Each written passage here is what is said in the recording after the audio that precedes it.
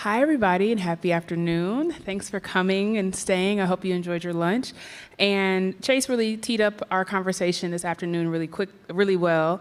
Just a little bit about me. I was involved with the city of Pittsburgh as a graduate student at Carnegie Mellon. I'm also a Traffic 21 fellow, and there I had a great opportunity to work on the AV working group, help with developing some of the AV principles that Pittsburgh released in, I want to say, 2018, 2019. And I'm now finished with my PhD and am now, thanks. And I now am the director of the Autonomous Vehicle Initiative at SAFE, which is a transportation policy organization based in DC. So I've been thinking about AVs quite a bit, and we have some experts here to talk about emerging technology and avoiding using technology for technology's sake. So if we can just go down and have you all introduce yourselves and a little bit about your connection to our conversation. So, hey everyone, I'm Corey Harper. I'm an assistant professor at Carnegie Mellon. I'm joint appointed in Civil and Environmental Engineering and High School of Public Policy. I direct the Future Mobility Systems Lab at Carnegie Mellon. And the purpose of this lab is to look at emerging trends in transportation. So autonomous vehicles, electric vehicles, micromobility, and better understand how these technologies impacts infrastructure, as well as people and communities. So it's nice to meet everyone. Thanks, Corey. Hi, everyone. I'm Sean Luther with Innovate PGH. I'm realizing, looking at the screen, I have the shortest and least impressive title, which fits with my position on the panel. Excited to be here. Innovate is a public-private partnership. We are accelerating Pittsburgh's rise and standing as a global innovation hub. Relevant to the discussion today, we manage the Pittsburgh Innovation District, which is based in Oakland and represents about $2 billion worth of annual corporate R&D in a 1 square mile area. We also, through some accidents of fate and friendships and partnerships with the folks at DOMI, are administering, we're the fiscal sponsor for the Move PGH project, which involves Spin and Zipcar and Pogo and Transit App and others working towards a unified micromobility platform for Pittsburgh. And then most importantly, I just really love mobility stuff, so I'm very excited to be on the panel, mostly to learn from these folks. Good afternoon, everyone. My name is Shiva. I'm from the Human Engineering Research Laboratories just in Bakery Square. So we're a VA research lab alongside with the University of Pittsburgh. I've recently just defended and graduated with my PhD on accessible, on accessible autonomous transportation. So I think this is a relevant topic that I'm a part of. So I'm hoping to sort of share some insight of, what it really takes to sort of create accessible autonomous transportation. Are we sort of thinking everything through here, from services to the automated features that people with disabilities need, to the accessibility features that people need in the vehicle. So I'm hoping to sort of shed some light there on this panel. So thank you.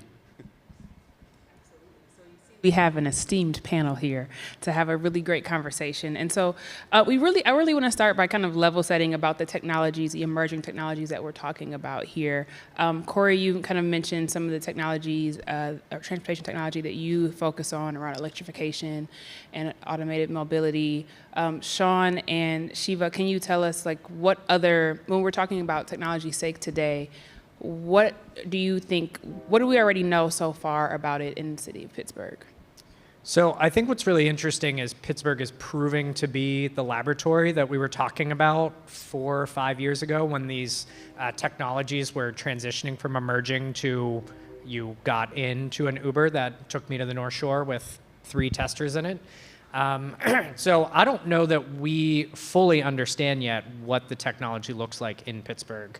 Our job in some ways at Innovate is to make sure that the technologists and the founders and the academic research teams can continue to look to Pittsburgh as a laboratory, but also can build their companies in Pittsburgh with the goal of creating economic opportunity for as many Pittsburghers as possible. And so that's really tied into workforce development projects, into non-traditional pathways into tech, and really getting new and exciting voices and brain power into the technology ecosystem, so it's not the same people that have been driving mobility technologies for the last 30, 50, 100 years. But Pittsburgh is the point where we're seeing responsible technology development, equitable technology development, and in some ways, I think, a new frontier of technology development.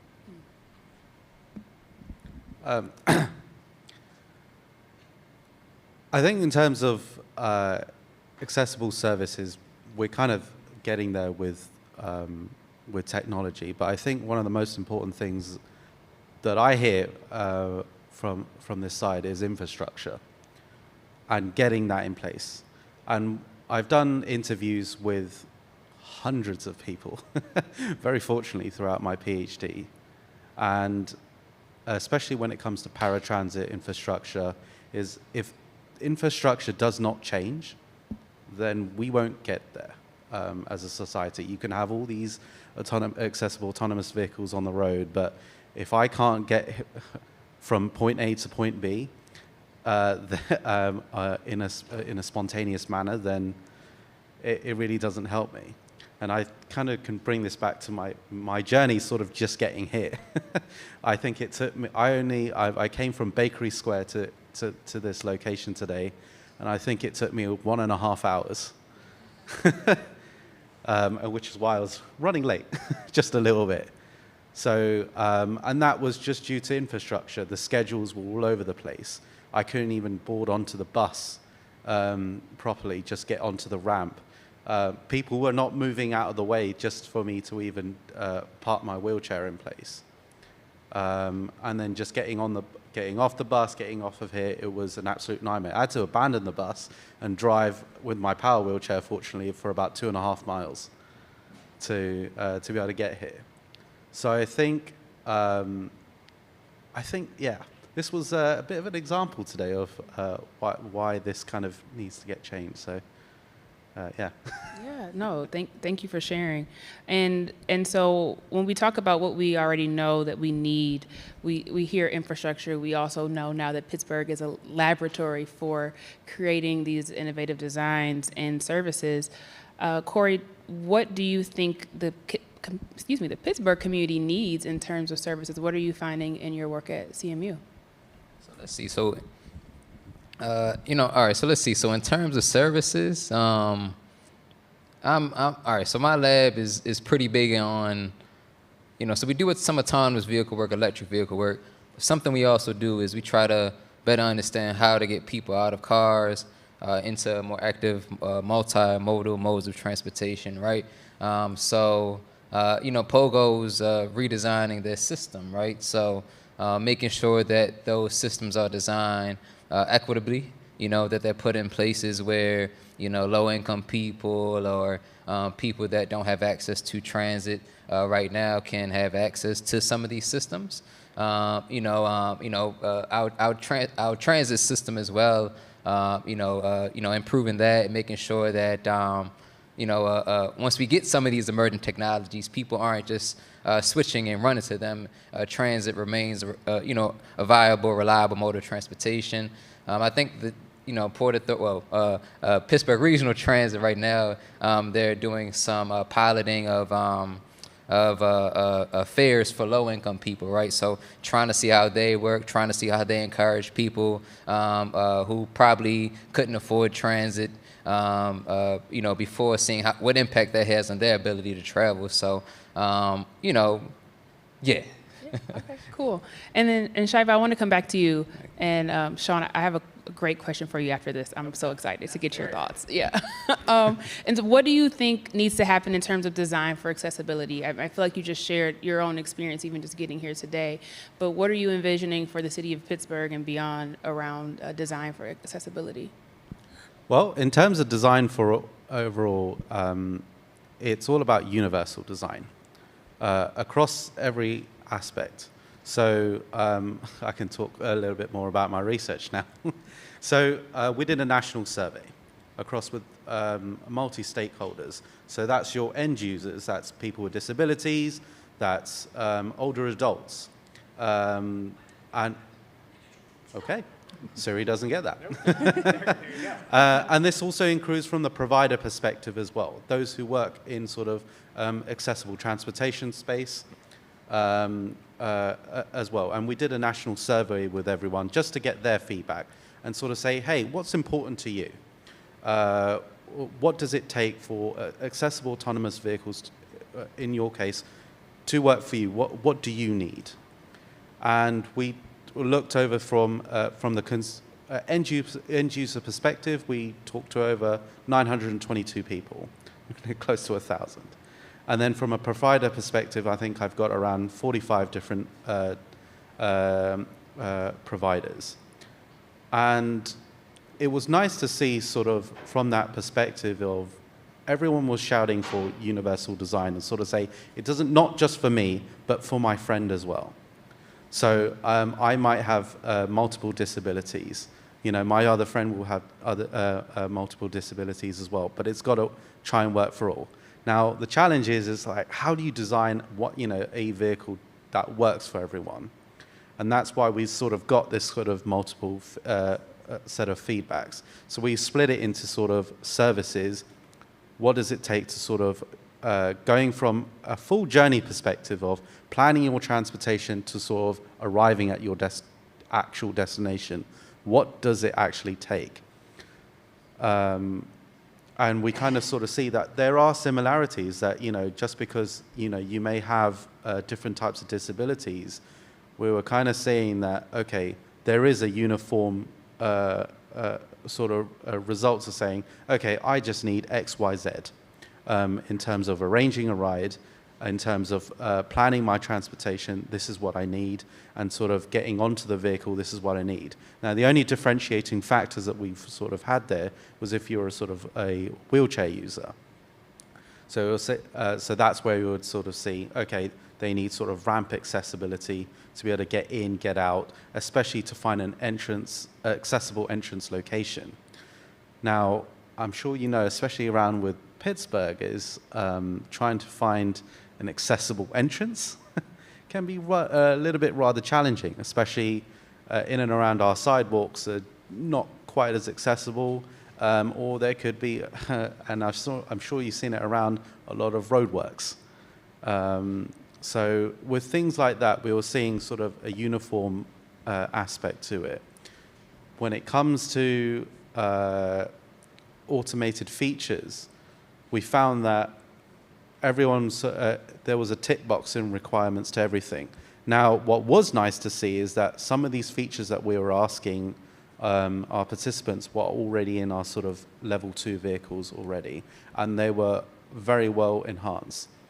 And what we also got from here is that, a lot of people still want to retain their autonomy in order to be able to get to the vehicle themselves. Not everyone wants a level 5 vehicle on sort of getting from A to B. They still want to have that aspect of, okay, I want to be able to sort of drive myself. But at the same time, you have the provider perspective of, they still want to have their adaptive equipment to be able to use that vehicle. But when your adaptive equipment costs, around $40,000 to put in, that becomes rather a challenge. So we're trying to balance the world of sort of, autonomy versus automation. Is how much automation can we put into vehicles versus sort of getting their autonomy back. And I think overall, everyone wants this sort of level 5 autonomy of sort of, I want to be able to get to my A to B location, but at the same time, they still want to have some aspect of control. And the only way that I feel like we can sort of get there is by having this sort of level 5 vehicle and be able to get one-on-one feedback and sort of saying, is this what you want to sort of get to your A to B location? So, yeah. Cool, cool. Thank you. And I think that's perfect, really, for what I want to hear from Sean. And as we're making these strides towards all of these different options, maintaining people's autonomy, and with your activity at Innovate PGH and with Move PGH, what have we already learned? What are the lessons that we've learned around mobility and that we can use to really avoid, right, using technology for technology's sake? So I think to build off that point of, not everyone's ready or wants to be at level 5 autonomy, what we've heard from a lot of the autonomous vehicle technology companies, the folks that are focused on integrating technology into mobility, they're not concerned about sensor-embedded roadways or induction charging as you're going. I'm not looking at Karen Lightman while I say this, by the way, because I think she'll disagree, which is great. They're looking at how do we use level 2 autonomy effectively. And if you have poorly maintained roads, if you have blocked sidewalks, if you have no accessible path through a construction site, level 2 autonomy doesn't work at the individual scale, and it doesn't work at the vehicle scale. Where that really integrates into is both universal accessibility and, frankly, workforce and talent attraction and retention. So the folks that are coming to Pittsburgh, as you all did, which is great, thank you for being in Pittsburgh, we're excited to have you. We are in a national and international fight for the next generation of tech workers. And we're going up against cities with more complete mobility systems, larger transit systems, larger roadway systems, like you name it, and Pittsburgh needs to compete with that. So what we're hearing from tech companies is we need, yes, policy and regulation around autonomous testing, but we need good transit. We want scooters. Our workforce wants to be able to get in a zip car. They want to be able to see a complete trip with multiple modes and be able to pay for that once, because we need to compete on behalf of Pittsburgh to retain that talent. So I worry a little bit, as Pittsburgh is a tech integrated, as tech is part of our brand statement, that we're going to jump past the day-to-day quality of life, the baseline responsibility that we need to support the population that's here and that wants to be here to be part of this rise as a tech hub.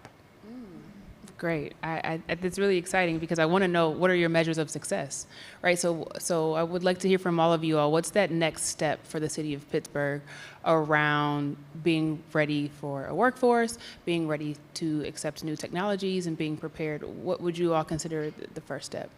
I'm not going first. Corey, you want to go? Let's see. So the first step in Pittsburgh being ready. So let's see. So one of the first steps would be policy, right? So we've seen some deployments in Pittsburgh. For example, our personal delivery devices. They've caused some trouble in the past. There was one incident where they ran into a Pitt student in the middle of the road. She had an ambulatory difficulty. She was stuck in the middle of the road. So, making sure that when you design systems, we do things with communities and not just to communities. That's one thing. Policy, technology. I don't think that sensors, automated technologies are quite there yet. I think there's still more that we need to do. There's some, standard level of safety that we need to be able to measure, to make sure that we don't put vehicles on the road and that they're crashing into things and having unintended consequences. So I think there's still some testing that needs to take place before full-on deployment. Let's see what else. Aside from automation, electric vehicles. I think that we're a lot closer to that than automation. So planning out these systems, making sure that equity is at the forefront of planning, I think, is also something that we should be considering. I really like all of those answers, Corey. They kind of led me to where I think I want to build off of. One, I drove my EV here, and am charging it just because there's so few level 2 chargers in Pittsburgh that I was like, oh, I can, so I guess I better, just so that the Flow app knows that people in Pittsburgh want that. And I have a lot of privilege in my EV ownership that I know tons of Pittsburghers who would like to move towards electric vehicle adoption do not have in their neighborhoods, let alone in their residences. So I think that's a really important policy aspect. I think most importantly, as mobility advocates, we all need to make peace with each other and recognize that in a city like Pittsburgh, there's going to be a lot of different modes that work for a lot of different trips and a lot of different modes that do not work for a lot of trips. We are capped out at the number of vehicles that PRT can operate right now, so we need to understand where we can most efficiently use those for the routes that make sense for PRT to deliver, and ideally those become electrified. My favorite thing is riding the Pilot Duquesne Light buses. My most excited thing about BRT is that my street, which is on a BRT corridor, is going to have fewer diesel vehicles, and those will be electrified. But we also need to recognize, as we think through that, a spin scooter does not work effectively at certain grades. Pogo does not work without infrastructure. So we need this above all strategy, and I think we're all going to lose if everything is Port Authority service versus spin service versus shared vehicles, because the cars are always going to win, and the people with cars are always going to win. So I think the most important outcome of conversations like this is kind of getting to that mutual defense pact in the war on cars, because I think we're losing. I think I can expand on both your points here. So especially in terms of safety, what I hear across in terms of accessibility is there a protocol in place? So, for example, I'm on an autonomous vehicle, especially just outside of Pittsburgh. What happens if there is an accident? Can I sort of exit the vehicle safely?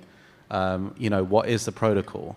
Now, I have a lot more mobility, so I can do a lot more things, but some people may not.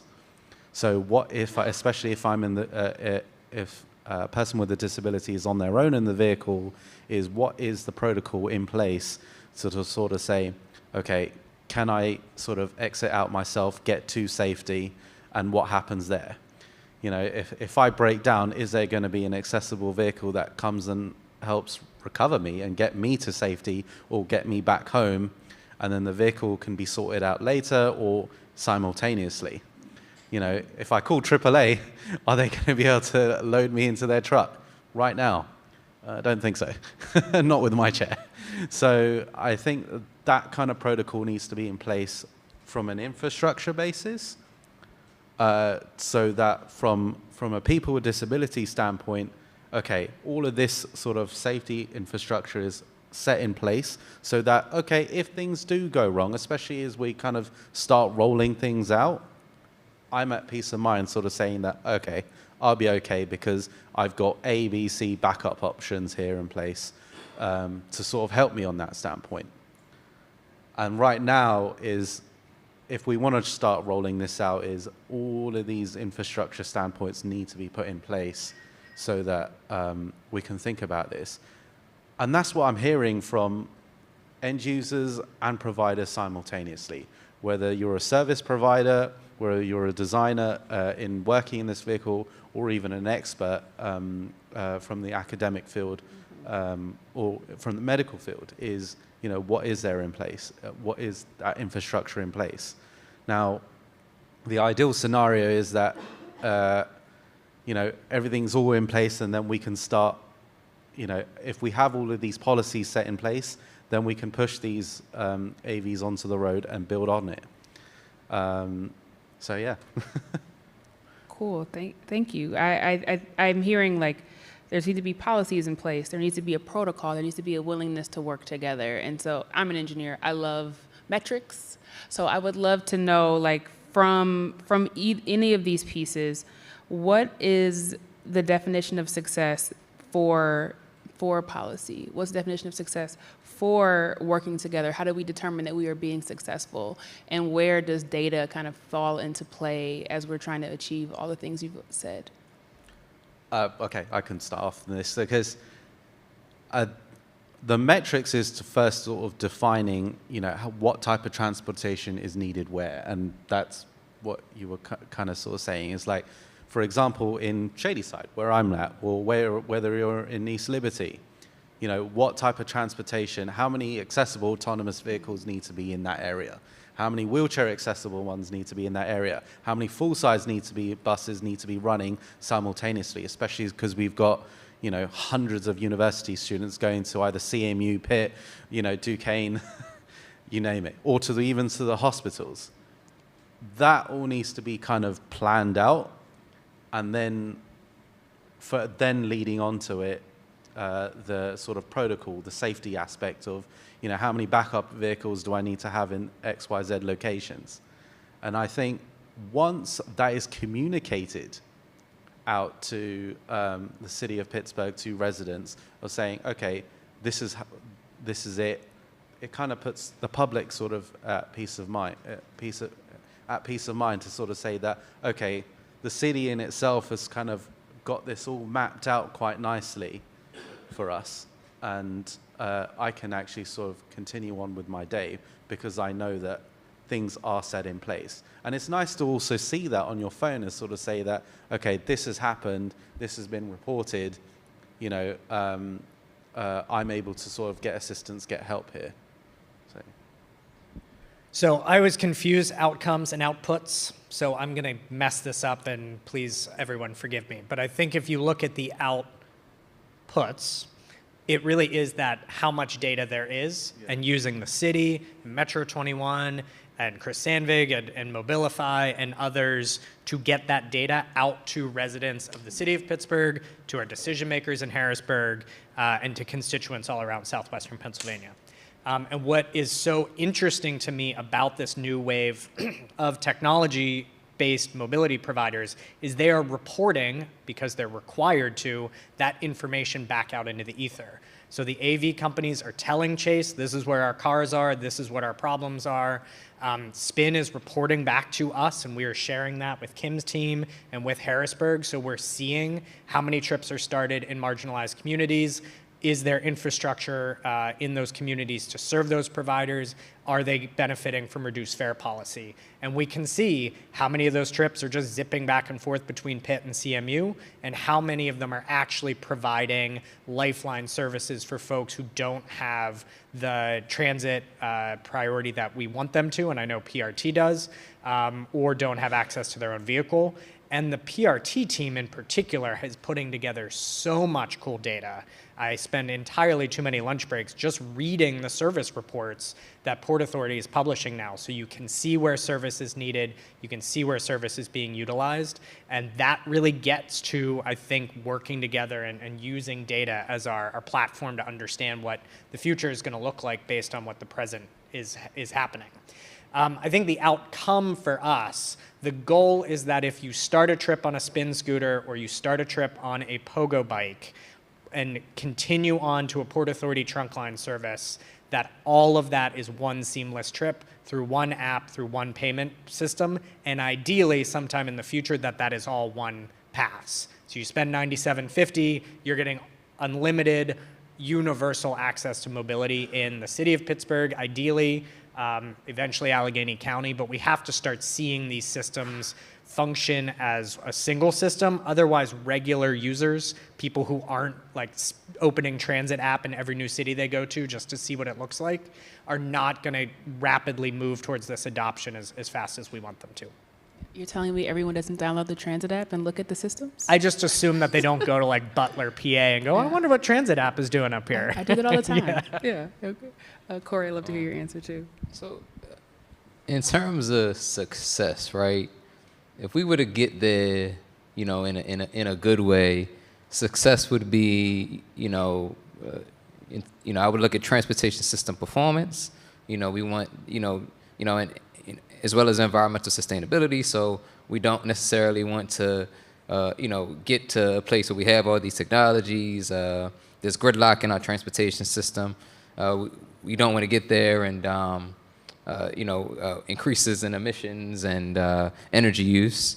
And we also want them to have positive impacts on people's quality of life, right? So, so that to me would be a success, and I guess safety, right? And I guess that goes into quality of life, right? We want people to be safe and be able to get from point A to point B in a reliable manner, right?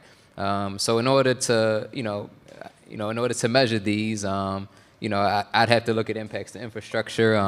I don't know, from a policy standpoint, it seems like, the city's able to get some of this data. I don't know if, communities, community organizations, universities can get some of this data as well.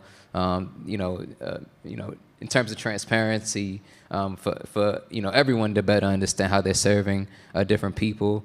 But I also think that there needs to be some community engagement, right? I think that in order for you to really understand the impact that they're having on people, you need to ask them, and you need to get their understanding and see how they feel and how they're perceiving the transportation system in terms of how they're being served. And I think you need to involve them early, instead of waiting to do this later, right? Because the later you do it, and you start to implement systems, it tends to take social and economic resources from these communities to try to correct some of those systems. So, making sure that their voice is heard, their perspective is incorporated into these systems before they're deployed. I think you'll have successful systems. Thank you so much. And you teed up perfectly, really, the next section around engagement. And what I also like to include is education. I am the vice president of the Partners for Automated Vehicle Education, which is an organization all about educating the public about the benefits of autonomous vehicle technology. But more broadly, I want to know, how do you all think the city of Pittsburgh and other communities can go about disseminating the information? I've heard about a baseline inventory. It's kind of my interpretation of what you've said, and a sharing of data and some transparency. But what do you all imagine communities may not know right now about our new technology options, and how we can go about sharing that with them?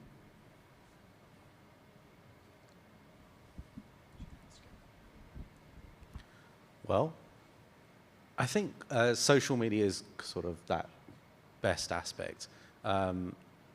Personally, I think I'm of, it's about sharing that story, of getting that journey from A to B.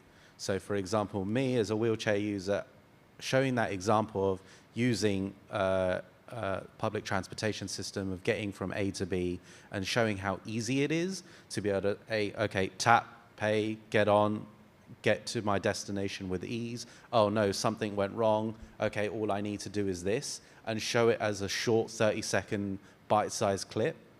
That disseminates the information quite well. How many of us sort of watch these sort of 30-second sort of Facebook videos or Instagram or other social media videos very, very quickly, and sort of kind of that demonstrates all that information in kind of a short and sweet idea. And I think we need to sort of adopt that, make it truly accessible so that, those with visual, hearing impairment, that can sort of easily be able to see that information. And I think if we start creating those kind of bite-sized sort of story guides of getting from A to B, wherever it is, work, school, going to a tourist location, that's that step forward of disseminating that information very, very quickly. I think that's spot on. And, I keep being reminded about, Pittsburghers going to Disney World and loving their experience walking and taking transit. Pittsburghers going to Hilton Head Island, which is famous for you get on your bike and you never get back in your car. And then Pittsburghers come back to Pittsburgh and they're like, I'm having trouble finding a parking space. There's traffic everywhere. I hate this. And so I do think, in addition to the social media aspect, it's a real peer-to-peer, let's be more confident that we are a city that is still rooted in mobility freedom, that most of the people coming downtown are taking transit, not quite majority of folks going into Oakland are taking transit. We have these other options. We need to move away from, I moved to Pittsburgh from New York because I work at Google, so I bought a car. Like we can still shift that, and a lot of our peer cities further in the Midwest cannot. So they've kind of already lost that fight.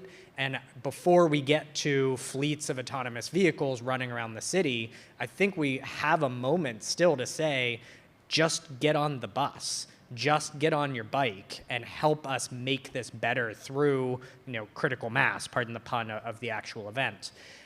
One of the ways we're doing that outside of kind of choice riders is we're funding a pilot for guaranteed basic mobility that will launch on June 1st. And so we, through foundation funds and support from our service providers, are providing 100 Pittsburghers unlimited transit access, unlimited spin trips, unlimited pogo trips, unlimited use of a zip car to really change what their mobility version and what their mobility voyage looks like on a day-to-day basis. And not only are we able then, as Corey was saying, able to quantify like how did that go for you, but we're removing one of the barriers to this is free, so cost is not a limiting factor. Can you use this system to get to work? And if not, then we need to adjust the system, not just figure out how to get you a car. But if so, great, tell that story, put that on your Facebook short, and make sure that it's getting out into the ether. Let's see. So I think, you two had some really good points. I think social media is a really good way. Another good way is, through community workshops, right? So, for example, like the city and the university, Carnegie Mellon could partner up, hold some community workshop. We have researchers who develop, personal delivery devices, but familiarizing them with those technologies, before deployment so that they know they're coming, and just kind of seeing what their thoughts and points of views are on those technologies, I think is a good way. So, working with community organizations, the city, university, even, some technology companies, like when KiwiBot was here or something like that, right? I think that's a great way to help people understand what's going on and to let them know what's coming. I love that. Thank you all for your responses. And so the last thing I really want to touch on as we wind down to almost 2:00 is really like the policy needs to activate all that you've shared today in Pittsburgh. Like, where is, and this might be a great question for you, Sean, where is Pittsburgh in regards to policy around this innovative technology? Maybe we have the tech. All of the tech that all the, city planning Twitter is promoting all the time, that tech is coming out of Carnegie Mellon's campus. It's coming out of Pitt's campus. It's born here and then it's being taken elsewhere because we have really onerous regulatory capacity coming down from the state. So this is a super easy answer that I don't actually think is easy at all, and I know Kim would agree with me, but our city needs more ability to regulate its own mobility systems and certainly its own infrastructure. And again, that's really easy for me to say.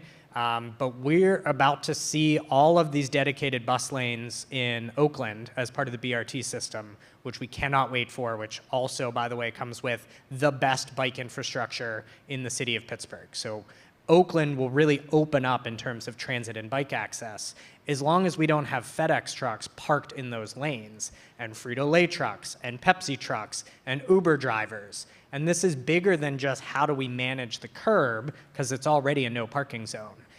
But we are not allowed to use camera enforcement to get those trucks out of the curb lane because Harrisburg says they're in charge of that. We're not allowed to use automated ticketing because Harrisburg says they're in charge of that. So I think EROC and others who are in this policy space, like, you have new allies in this fight in us as we're seeing the physical realm impacted by some of these state policy. And I think we've got like a year to figure some of this out, or we're going to have buses stuck in the same traffic that we're designing a hundreds of millions of dollar system to avoid.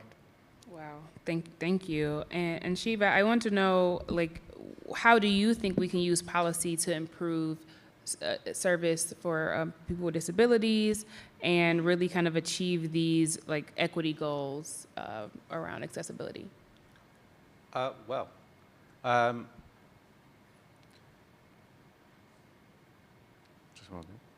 Yeah, think about it, no problem. Yeah, so I think this all boils down to, again, it's got to be equitable for sort of people to use, especially in terms of cost.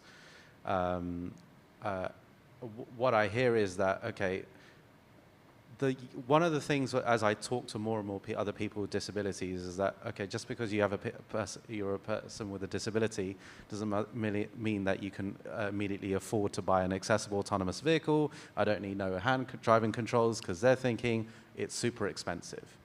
Now, I actually looked at that in terms of their viewpoints when I looked at those with lower household incomes.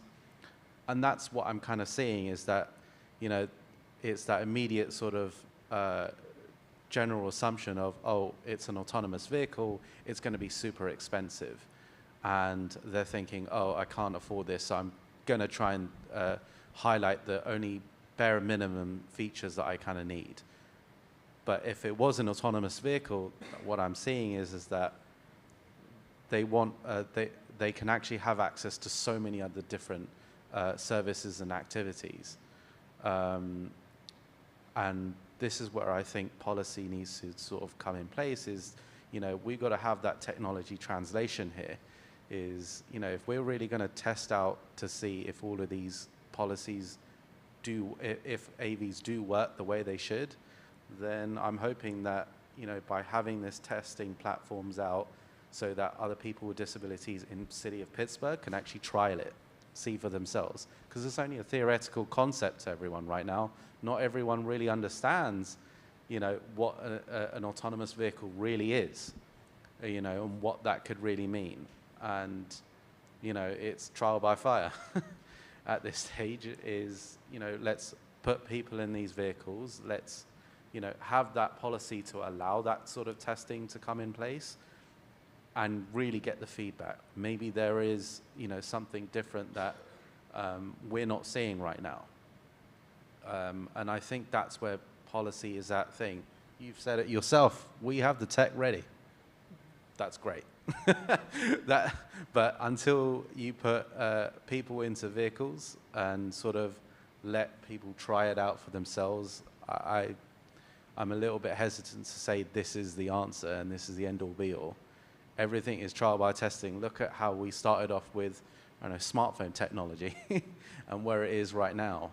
It's trial by fire, getting user feedback, and, you know, it's that kind of continual cycle of development.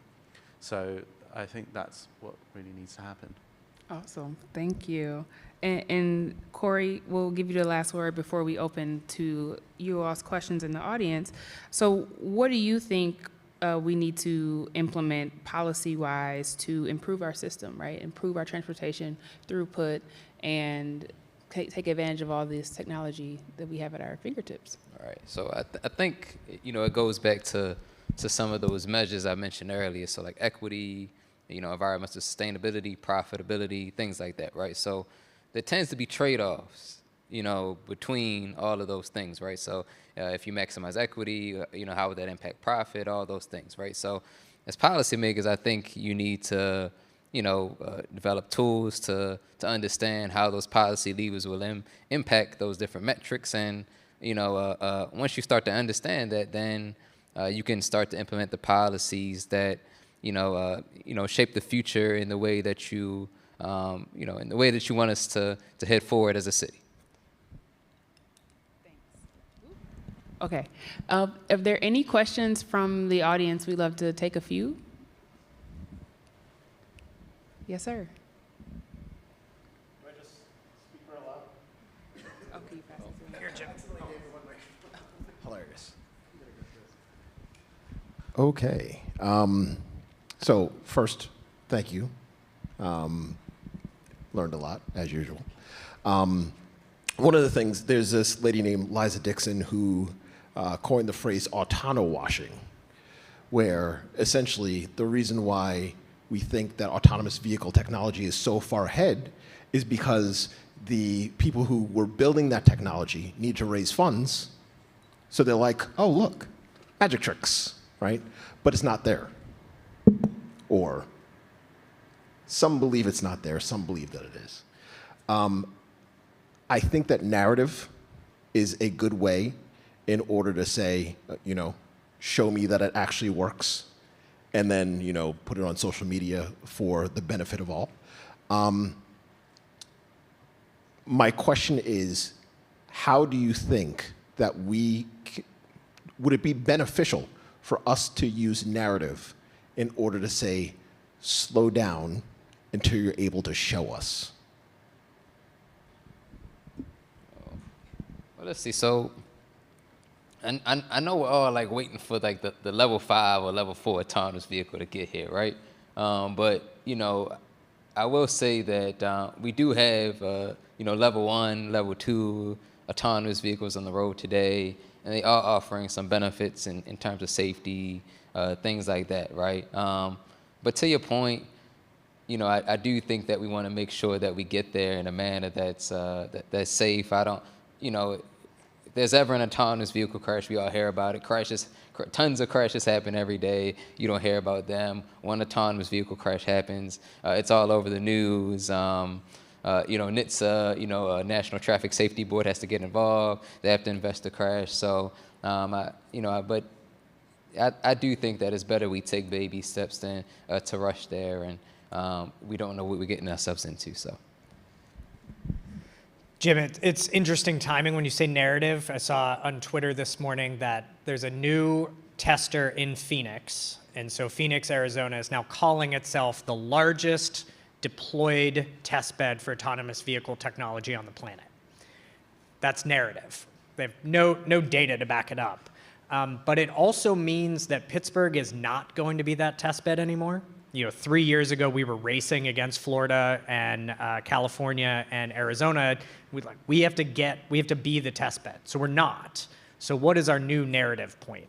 And I think it really is this intersection of ethical technology development, equitable technology development, as Corey's pointing out in terms of that place-based component, and the technology itself, which is going to continue to be developed here in Pittsburgh, even if it's commercialized and tested elsewhere. So you look at organizations like PART, which is Pittsburghers for the Advancement of Responsible Technology. They are driving this counter narrative of we don't just have to build robots because DoD is our client.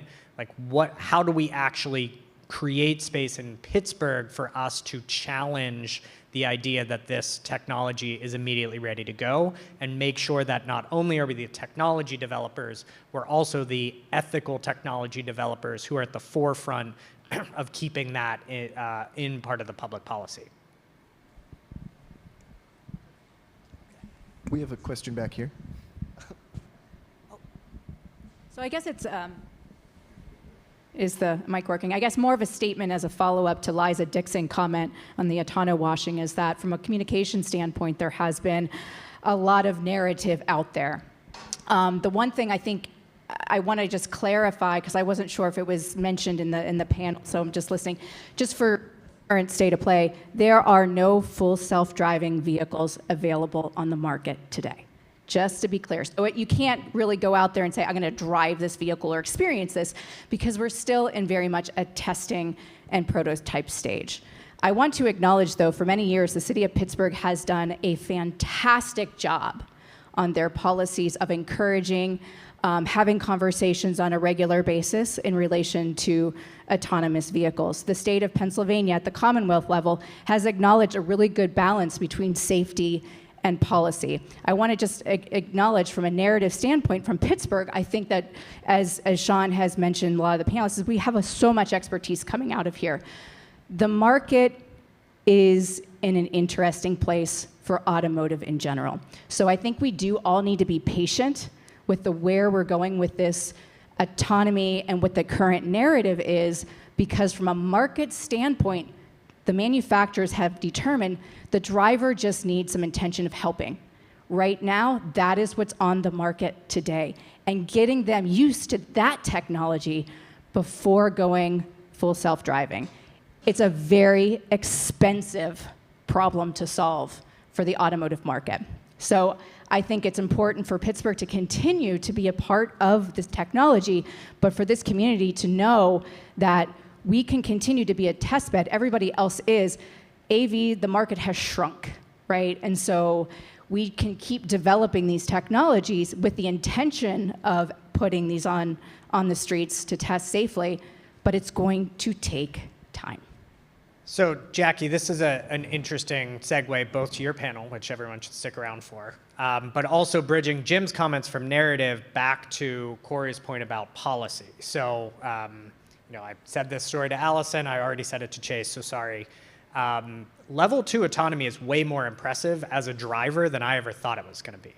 And so this slow evolution to full autonomy means that we, by and large, are going to own our own autonomous vehicles if we can't really shift vehicle ownership, as opposed to a bunch of level 4 and 5 Ubers dropping into Pittsburgh and then you never have to drive a car again. And there is room for the city of Pittsburgh then to weigh in on, okay, we lost the car ownership debate as a society. So how does an urban place manage the fact that we're all going to own slightly autonomous vehicles? And what can we do as a city to continue to push back on individual car ownership and increase parking minimums instead of maximums instead of minimums? And I think there's a whole new wave of policy questions that are as important as getting the narrative that we are doing that, which I think is an important economic development opportunity.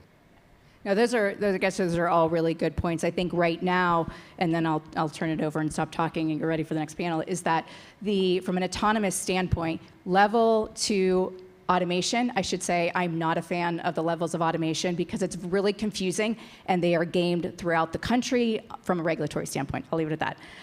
Level 2 automation is what we're seeing today, right? But from the full self-driving standpoint, the industry is still looking at that from a fleet perspective because it makes sense from a scaling standpoint. But still, I mean, I literally just saw another AV company that is consolidating Neuro. Everybody loved Neuro, right? CMU guys went to the West Coast, did Google. Well, guess what? Now they're reconsolidating yet again. It's a hard problem to solve. And so, again, we just need to be patient on where the technology is going. And no, it can get there in certain defined areas, like a Disney ride, right? You know, we see this every day at the airport, up and down. That's an autonomous train. It works. It's fantastic, right? Same thing in order to really see that next phase of development. So. We're getting close to time, so I see Kim has a mic. Yes, so Chase, we go to the back first. Okay. Chase. So, Siva, when you were talking about universal design, I think one narrative that we could put here is that universal design is good for everybody, not just people that have some disability. Every time we've done any type of ADA compliance, everybody has benefited. Yeah, I couldn't agree more. So yeah, I don't know what to add to that. That's it. Is anybody else on an emotional roller coaster with these panels? I keep going like, yes, ethical development of technology. Oh man, the industry is consolidating. And so there's just so many things. I'm so glad that today is happening. Thank you, Chase. Thank you, Knight Foundation. Thanks to everybody who's making it happen, because so often these conversations aren't happening at the city, with the city focus. You know, I was on a panel a week ago in Portland, Oregon at the University of Oregon talking about AV stuff, but that was a national conversation, maybe even international. So it's really great to hear people come together within Pittsburgh to talk about Pittsburgh. One of the concerning things, though, is that some of the things that I'm hearing are things that we have done. You know, we did hear from the back that some of our policies, you know, the red carpet was rolled out instead of the red tape. I forget if it was Aaron or Chase who reminded me that former Mayor Bill Peduto said that's how we can treat the AV companies. We can either roll out the red tape or roll out the red carpet. So the city rolled out the red carpet. Aaron, I think you were in Bloomfield at a community meeting years ago when she served as the city's policy analyst for AV, having these conversations with the community about where the PDD should go and how it should operate. And so it shows that even at this level, we're not talking. And even within this room, we don't know what other people in this room are doing in our not very big city. And so I definitely hope to hear more throughout the day on how we break down some of those silos. I think that's right. Because even I'm learning a lot just by talking. And I was like, oh, I didn't know that at all, and I feel sort of very out of touch with a lot of things. And I think, information, disseminating that information within us can do a whole lot more. And I think as a city, I know it's kind of hard to do that beyond this, but let's just start within our cities. Like, can we actually disseminate what we're doing between each other a lot more and inform each other so we can just do better in general in our own work? And I think more towards sort of specialized autonomous transportation. One of the main things that I've saw, even with older adults, even people with disabilities, and I think that there is some push for it, but it's towards medical appointments, just trying to get to hospitals. It was highlighted as the most important thing across the board in getting access to it. And I think maybe that's something, we are very fortunate with the number of hospitals that we are in the city of Pittsburgh. Maybe it's something that we can work together with Highmark, with UPMC, to sort of get that rolling, maybe, within the city of Pittsburgh, show how well that is, get the metrics that we so desire to sort of prove that, and then go from there. And do it as a priority list. It's like, okay, in terms of getting hospital access, this is how well we're doing so far. What's worked well, what hasn't worked well, whether you're a person with a disability or without, whether you're a caregiver or not. Let's see how, let's collect that data and see how it works. And I think that's maybe a good standpoint, good starting point. Yeah. Thank you so much. I'll yell. Thank you all. Thank you. Thank you so much for your attention. Let's give our panelists a round of applause.